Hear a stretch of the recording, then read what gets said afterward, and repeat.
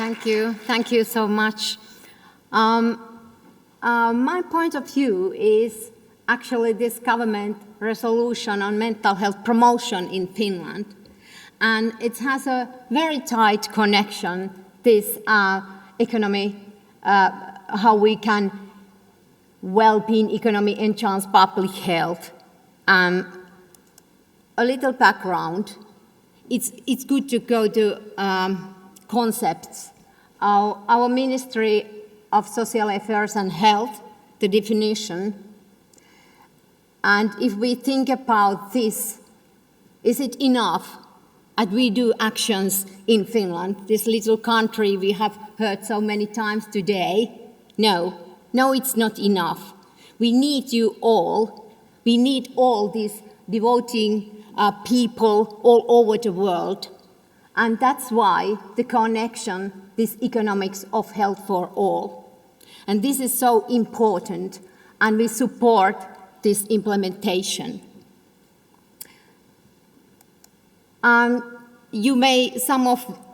of you saw this before today, the marketplace. A few points only. At the beginning, if we think about this 2006 and 2019, quite slow steps forward.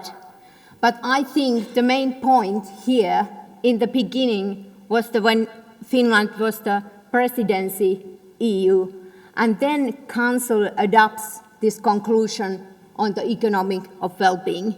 And after that, step by step, some achievement, very important, and now here, this economics for health for all, and the implementation is beginning.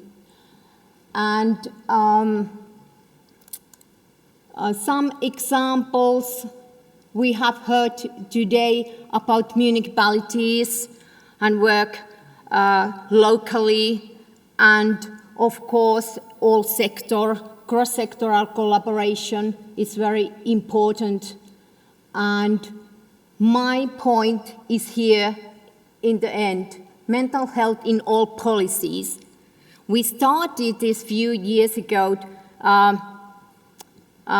maybe previous government season, we widened this more multi-sectoral, different ministries. I heard these previous presentations, there was different ministries have their own mandates, they have to do things together. So we have doing together. This government resolution on mental health in Finland, and the point of view is comprehensive approach on mental health. And I mean this promotion, it's more than prevention. I have heard many times today this prevention, but not so often this promotion. But you have mentioned equity, equality, everyone has someone near ones. We able to do things which support our self-esteem, and we are equal.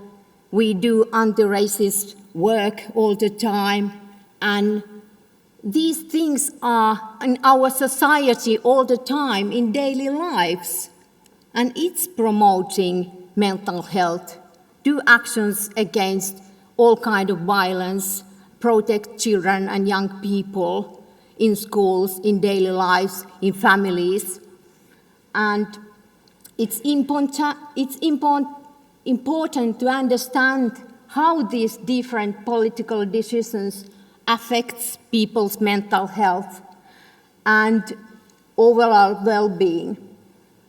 Family, employment, economic, youth, education, cultural, etc.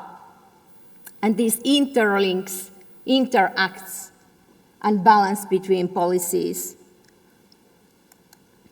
So, what we have done 2020 February, we published our national mental health strategy, and including this program, suicide prevention.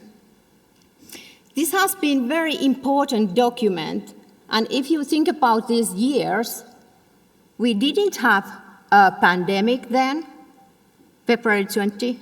It was just because this work was done before that. We didn't have this war and this imbalance in world. But I have to say that this strategy has lasted years very fine, and it has given us very strong justification to our work. And this resolution is actually the implementation of this strategy. And I think the government program, now this government we have now, it was so important that we have the sentence there, that we continue this strategic work on mental health, and little word there also the promotion mental health. And this mandate, we have cross-administrative coordination group of different ministries. Every ministries have a member of this group, and we have done together, and of course, different stakeholders, NGOs, citizens. This has been quite long term because we started previous government season and then we have a draft. And it wasn't certain that we can continue this work because we didn't know what new government says about this. But now the work is going very well. And the focus is, of course, in long-term development, national measures, and broad impacts. And this is a very strong tied this well-known economy idea. And now we have also this working group, and it supports the implementation. And because I wanted in ministry that we have more power from civil society.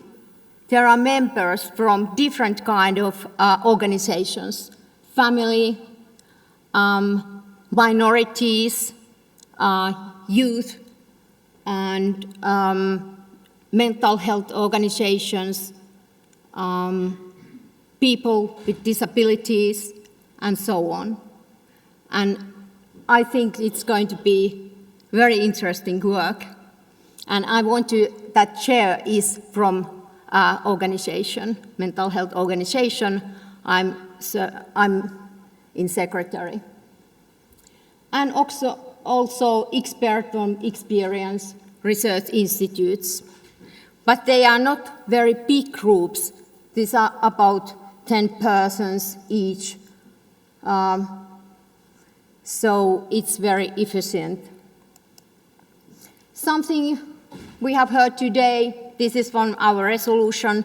It's in Swedish and English also, so you can read it. There are more about these strategies, programs, sustainability, national program on aging, child strategy. And the point is that our different ministries, program and strategies, their mental health, good practices, measures, different kind of point of views, also in Ministry of Justice and Finance and Agriculture and Education and so on.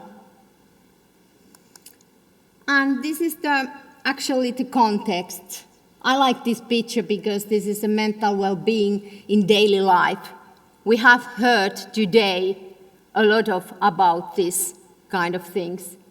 It's our basic everyday life, and we can do so much on mental health. If you think about it as